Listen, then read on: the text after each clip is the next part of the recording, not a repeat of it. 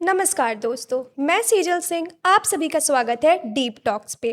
तो आज हमारे बीच एक बड़े विशेष अतिथि जुड़ रहे हैं जिन्हें हम डॉक्टर राजा राम सिंह नाम से जानते हैं। तो इनका जन्म 1940 में हुआ है और ये बासेपुर तड़वा गांव से बिलोंग करते हैं। तो अब हम लोग इनका परिचय इन्हीं से जानेंगे। जैसा कि बच्ची ने बताया, मुझे राजा राम सिंह कहते हैं। मैंने शिबली नेशनल कॉलेज आजमगढ़ से बीए करने के बाद बम्बई की राह पकड़ी और वहाँ पर मैंने एक क्रिश्चियन कॉलेज में वाइस प्रिंसिपल का काम किया। जब रिटायर हुआ तो मैं फिर अपने पैतृक गांव बांसेपुर आया और अतरौलिया में रहने लगा। साहित्य लेखन का काम पहले से जारी था। 3 पुस्तकें मेरी बम्बई में प्रकाशित हुई, बाकी 7 पुस्तकें यहाँ आने के बाद प्रकाशित हुई, जिसमें 8 पुस्तकें काव्य संकलन हैं और 2 पुस्तकें गद्य की हैं। मुझे मेरे इस साहित्य लेखन के लिए जो अनेक पुरस्कार मिले, उसमें महत्वपूर्ण है उत्तर प्रदेश हिंदी संस्थान लखनऊ द्वारा साहित्य भूषण सम्मान जो मुझे दिया गया।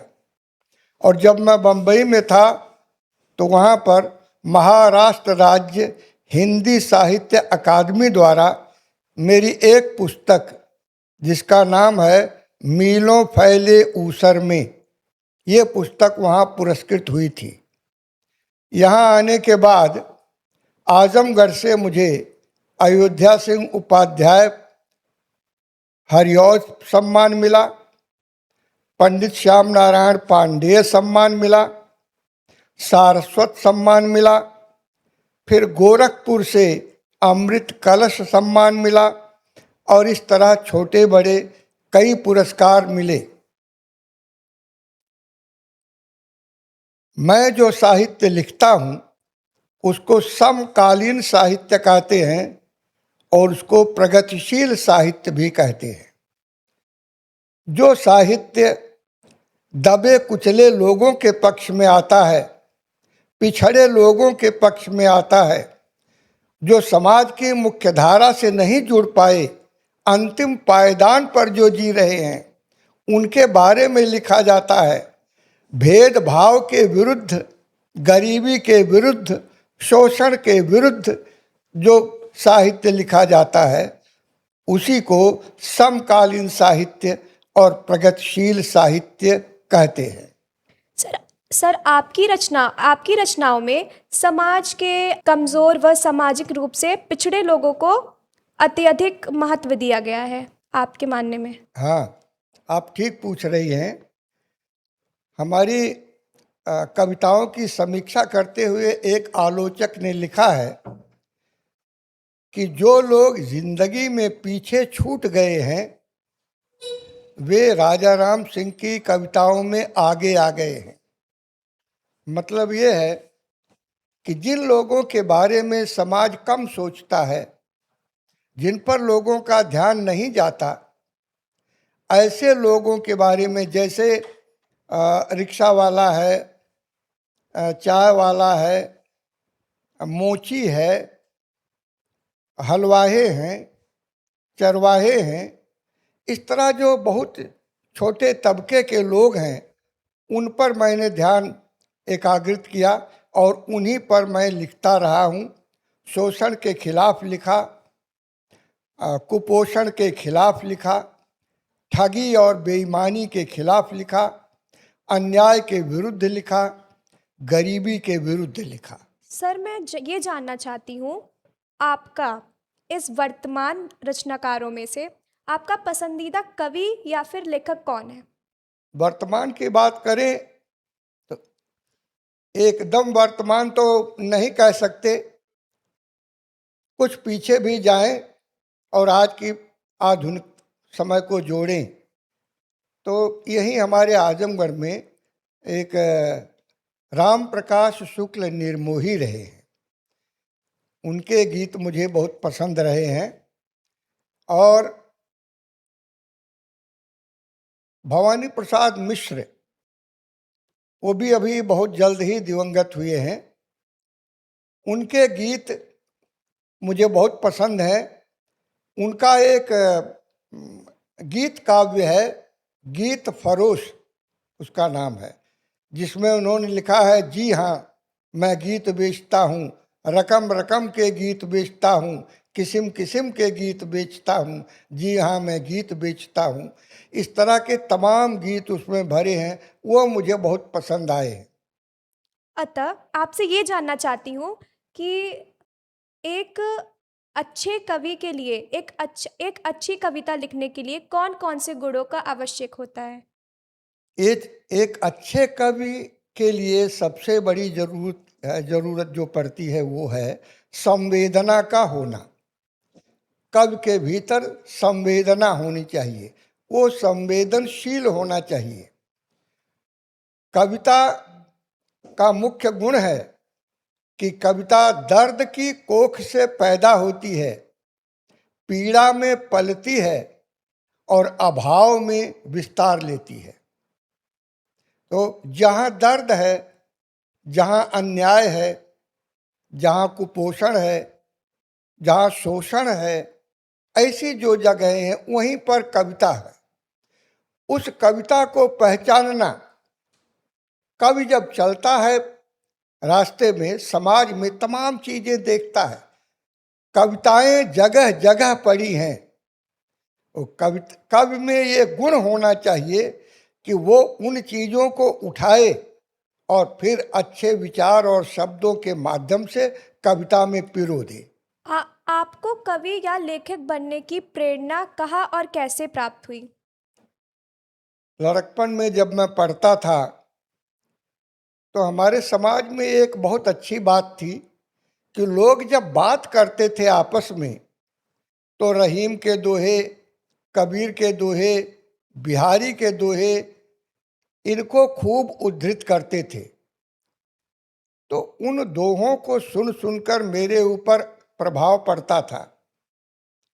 फिर जब थोड़ा और आगे बढ़ा तो मेरी नज़र समाज पर पड़ने लगी। वो समय ऐसा था, गुलामी से कुछ ही दिन हुए थे, छूटे थे, आज़ादी का दौर शुरू हुआ था, लेकिन देश में गरीबी बहुत थी, अभाव बहुत था, विसंगतियां बहुत थीं। तो जहाँ कहीं भी इस तरह का अभाव, विसंगतियां मैं देखता था, उसका मेरे ऊपर असर पड़ता था। और तब ये रचनाएं जो याद आती थी, तो धीरे धीरे मैं भी रचना करने लगा।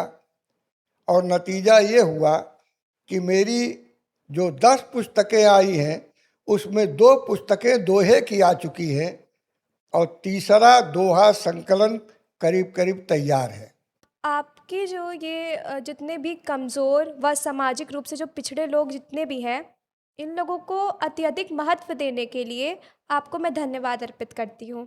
और आपसे ये जानना चाहती हूँ कि एक कविता की परिभाषा क्या होती है?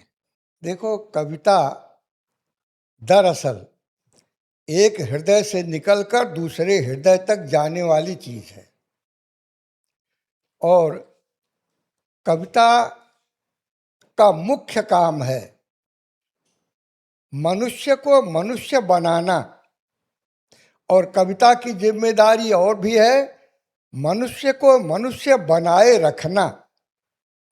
अब सवाल है कि मनुष्य कौन है? तो मनुष्य वो है जो दूसरों के साथ सरोकार रखता है, जो दूसरे के सुख दुख में शामिल होता है, उसे बांटता है। कविता की यही विशेषता है कि वो सबको साथ लेकर चलना चाहती है और जहाँ लोग कमज़ोर हैं, निचले पायदान पर हैं, उनको आगे आने का मौका देती है। पुराने साहित्यकारों अथवा गीतकारों में से आपका पसंदीदा साहित्यकारों या गीतकार कौन सा है? अब पुराने गीतकार में हरिवंश राय बच्चन बहुत मशहूर हैं। उनके गीत बहुत अच्छे अच्छे हैं और मुझे उनके गीत इसलिए बहुत अच्छे लगे कि उन गीतों में दर्द है, उन गीतों में गरीब आदमी है, उन गीतों में मल्लाह है, नाविक है, छोटे छोटे काम करने वाले छोटे तबके के लोग जो हैं वो उनके गीतों में आए हुए हैं। निराला जी ने भी गीत लिखे हैं, बहुत अच्छे अच्छे गीत लिखे हैं, उनके गीत भी हमको पसंद हैं।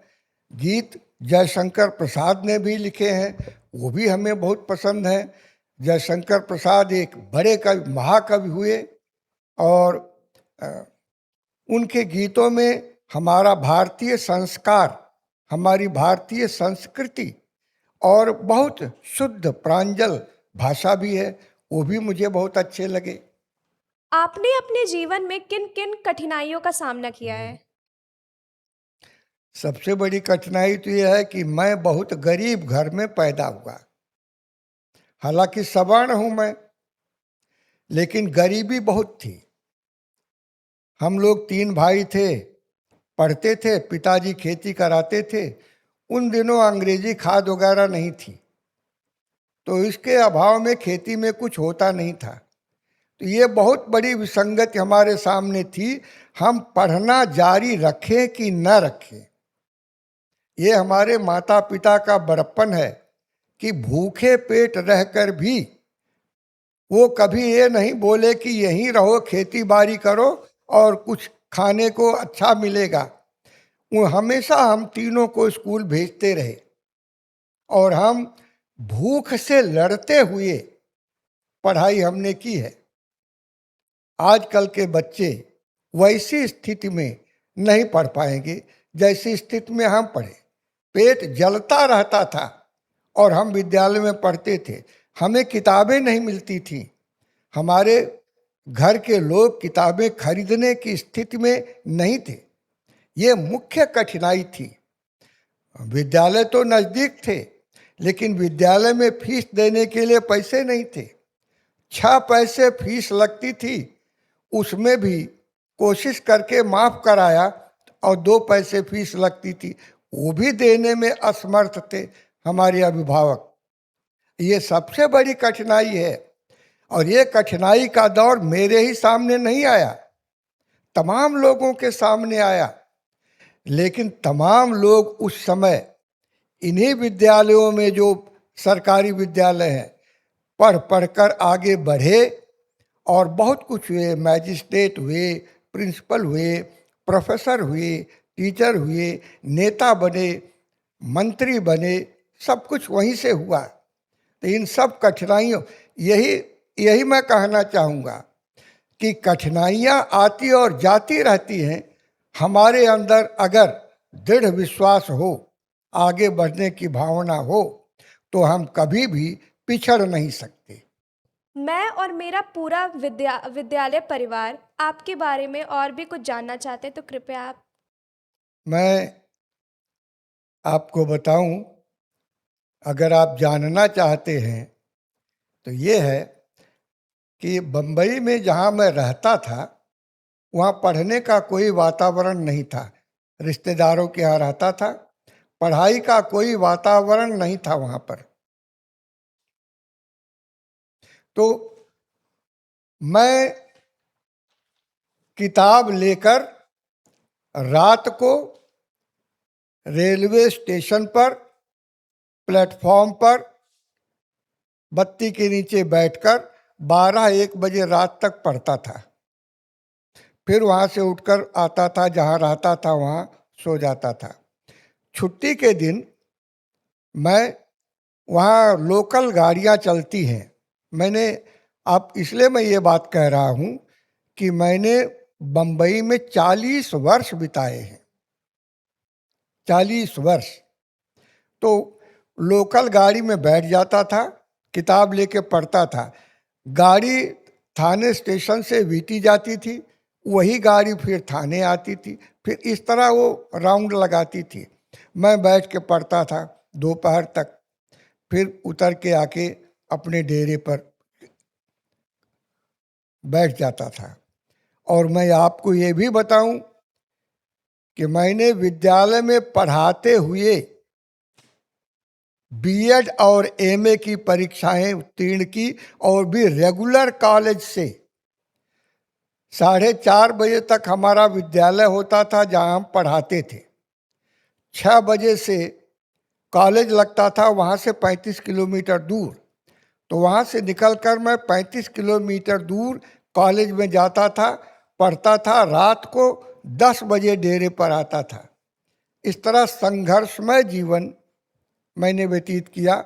उसी में साहित्य पढ़ना, उसी में जो पढ़ाना है वो भी पढ़ना, ये सारा काम मैंने किया। और ये करते हुए जो हासिल किया है मैंने, अभी तक जो 10 पुस्तकें मेरी आई, तो मैं संतुष्ट हूँ। क्योंकि एक ही काम तो किया नहीं है, पढ़ाने का भी काम किया है, पढ़ने का भी काम किया है, और साहित्यिक कार्यक्रम, तमाम कवि सम्मेलन हमने बम्बई में कवि सम्मेलन खूब किए। यहाँ अतरौलिया में हम अभी तक 25 कवि सम्मेलन आयोजित कर चुके हैं। यहीं से थोड़ी दूर पर गोविंद साहब का मेला लगता है, वहाँ भी हमने 20 कवि सम्मेलन, हर साल एक कवि सम्मेलन के हिसाब से आयोजित किए।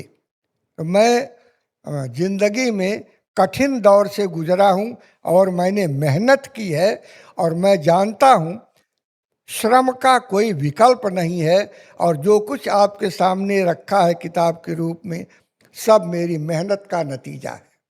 मेहनत ने मुझे बनाया है।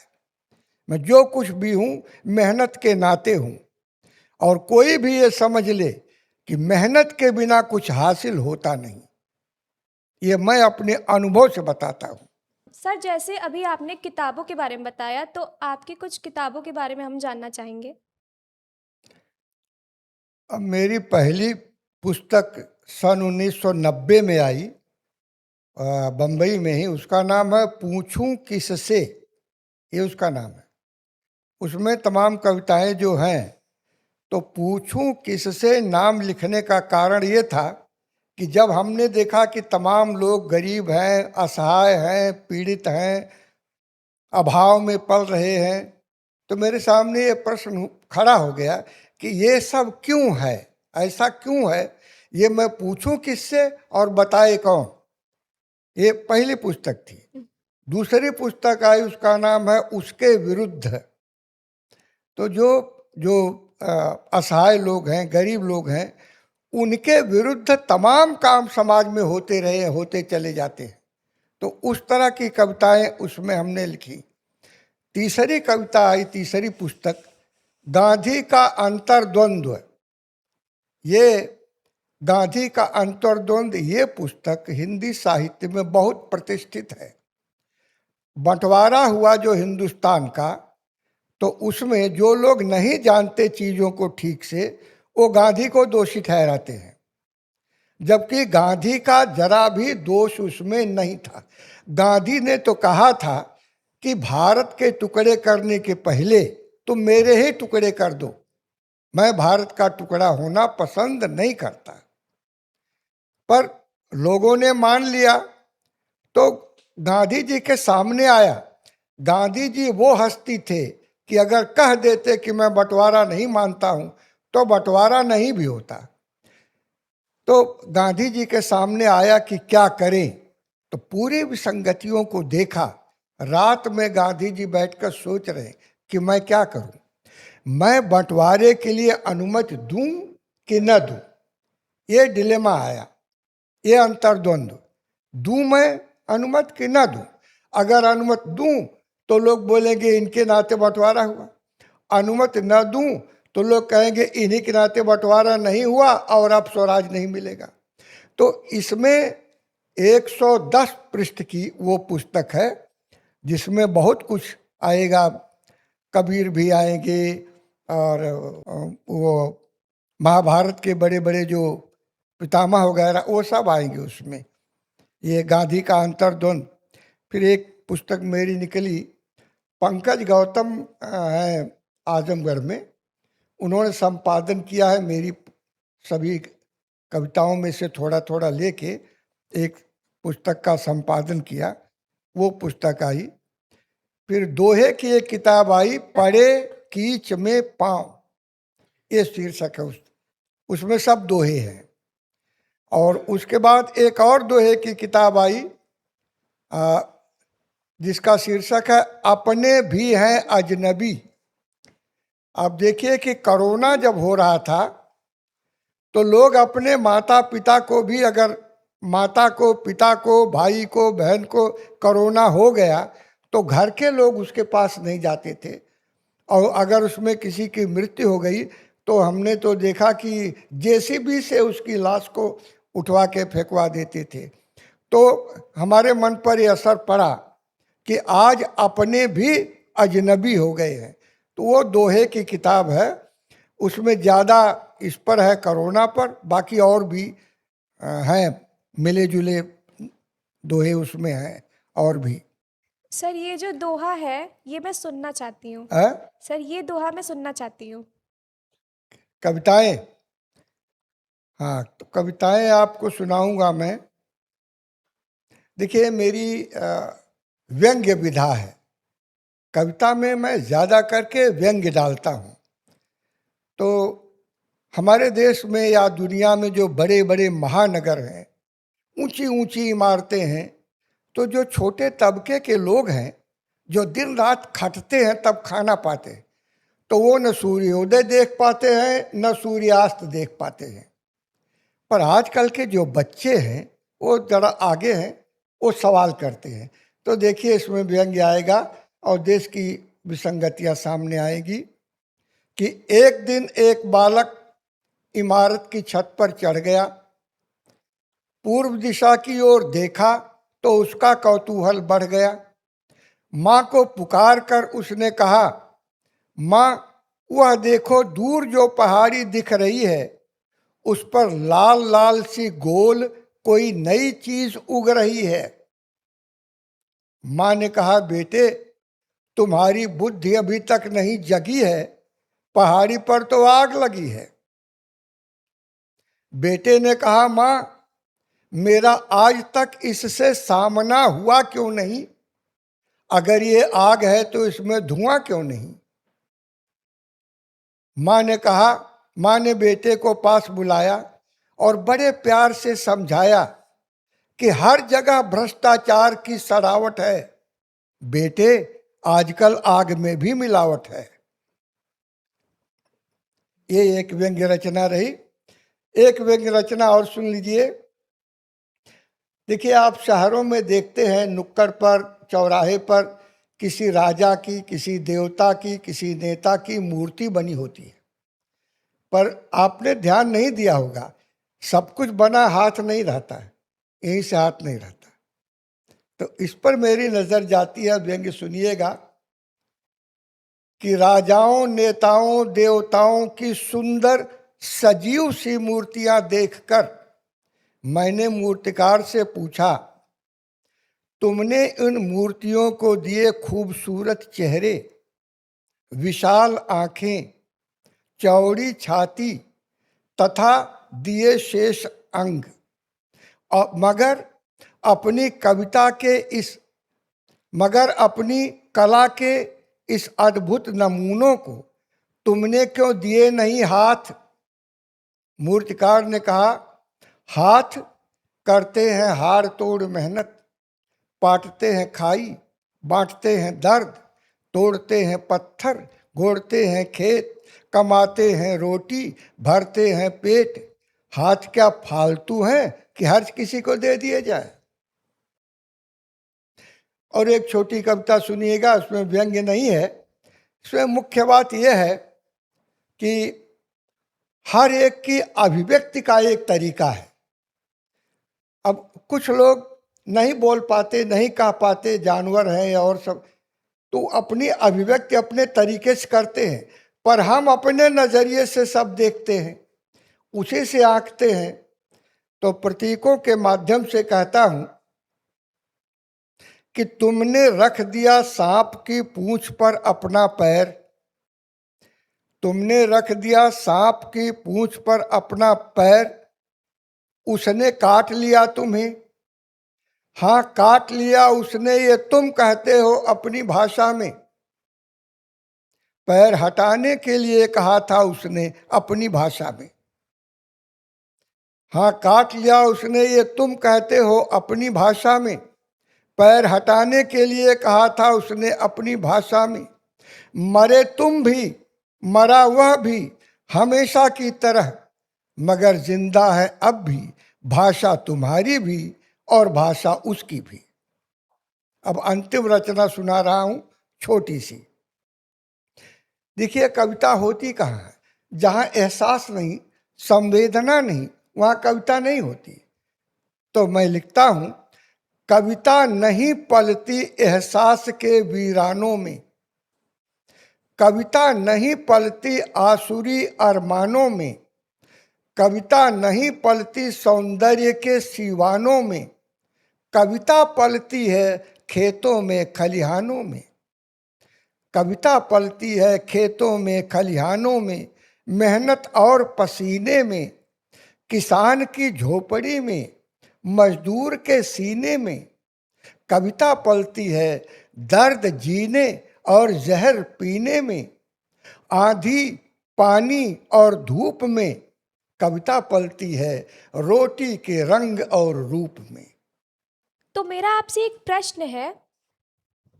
आपसे प्रश्न ये है कि आज के जनरेशन के बच्चे फ़ोन से बहुत एडिक्ट हो रहे हैं और किताबों से दूर भाग रहे हैं। इसके पीछे का वो रीज़न क्या है? आजकल के बच्चों के सामने बड़ी कठिनाई है। जब हम लोग पढ़ते थे तो कहीं कोई आकर्षण नहीं था। आज बच्चे जब घर से निकलते हैं तो कदम कदम पर आकर्षण ही आकर्षण है। कदम कदम पर उनका ध्यान बटाने के उपाय मिलते हैं।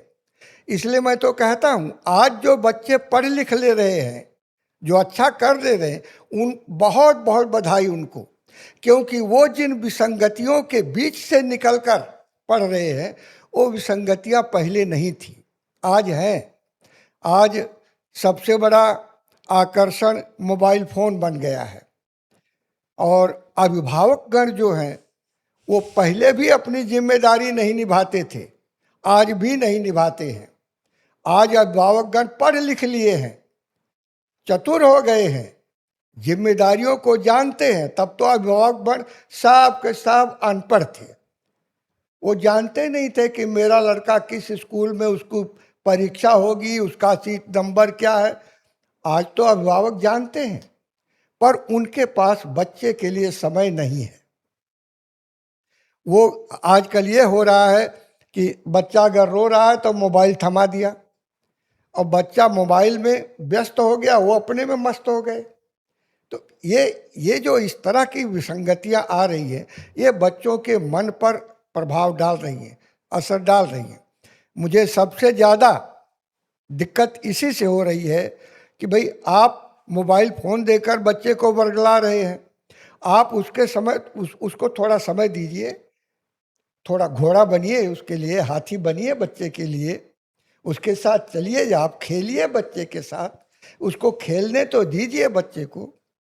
और ऊपर से ये भी हो रहा है, 2-2.5 साल का बच्चा है, उसको स्कूल में भेज रहे हैं आप, प्ले स्कूल में भेज रहे हैं। 2-2.5 साल का बच्चा, वो विकसित कब होगा? वो तो जिम्मेदारियों के बोझ से अभी लद गया।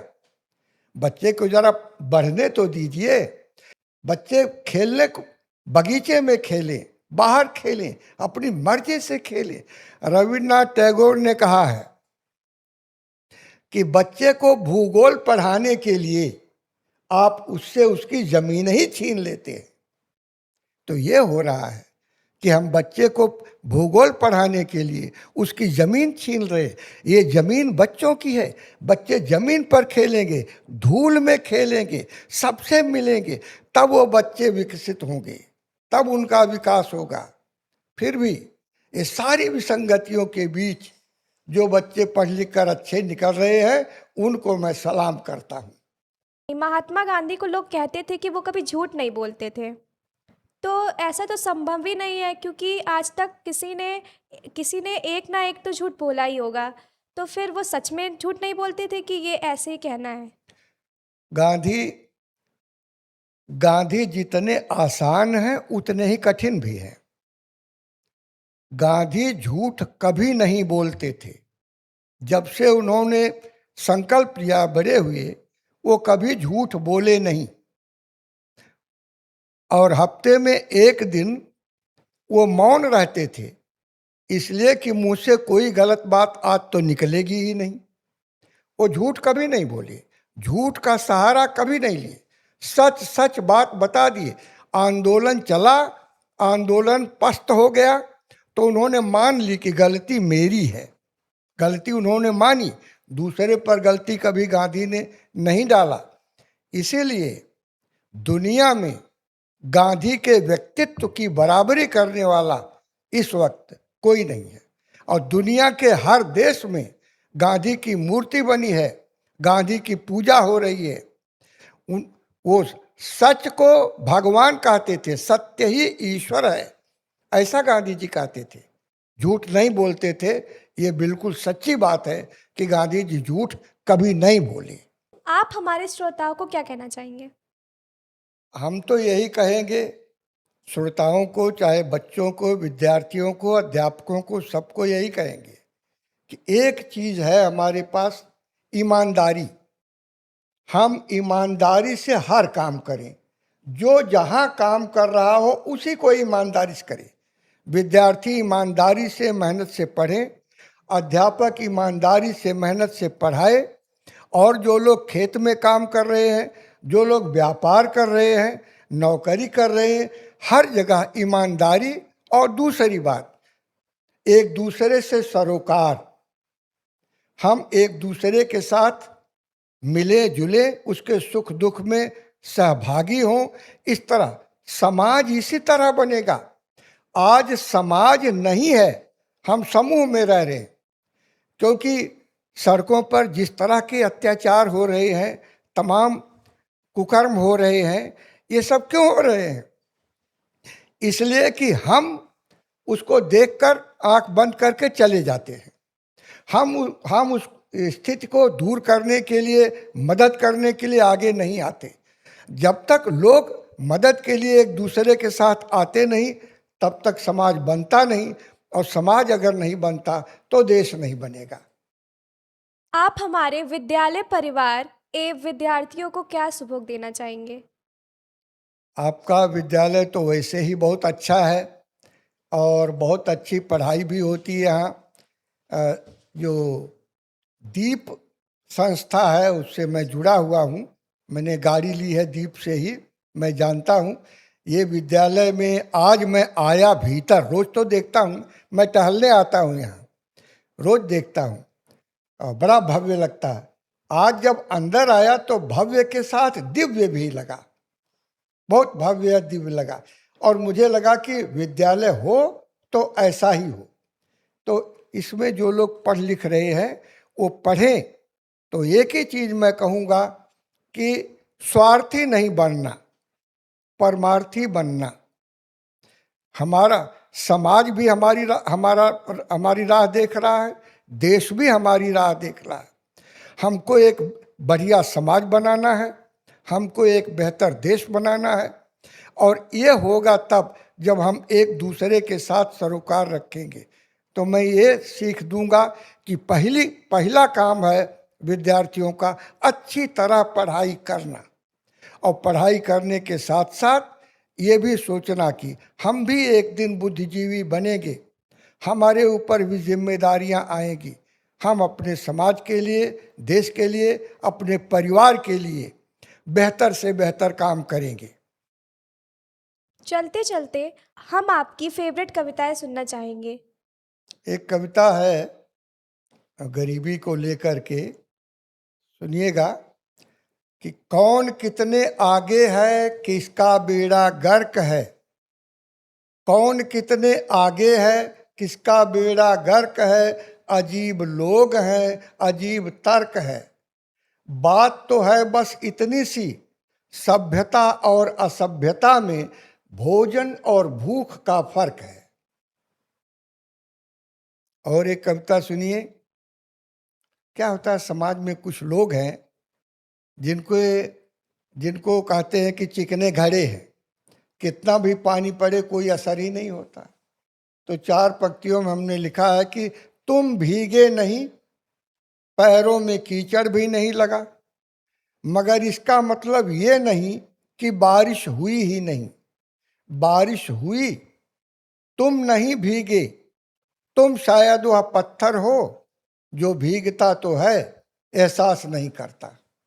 जाते जाते कार्य दिवस समापन करते हुए मैं सेजल सिंह अपने पूरे विद्यालय परिवार के साथ एवं विद्यार्थियों के साथ आपका आभार करना चाहती हूँ कि आपने अपने मूल्यवान समय हमारे साथ बिताया। आपको बहुत बहुत धन्यवाद। धन्यवाद सर।